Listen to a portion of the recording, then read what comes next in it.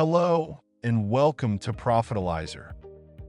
Let us guide you through the process of adding IT expense under the expenses. The IT expenses page allows you to enter and manage expenses related to your company's information technology needs. This includes costs associated with maintaining and supporting your IT infrastructure. After logging in, go to Expenses and select IT.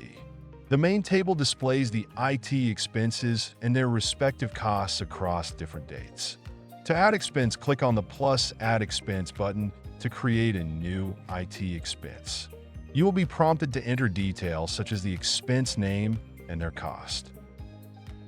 And click the green button to change the cost for a specific date. Click on the cell and enter the new amount. You can also edit or delete this expense name or cost. To edit the expense name, click on the expense name, then Edit Expense Name or Cost, and click the green button.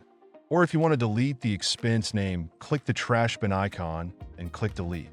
Be cautious, as this action is irreversible and will delete all items within the group. Thank you for watching this video.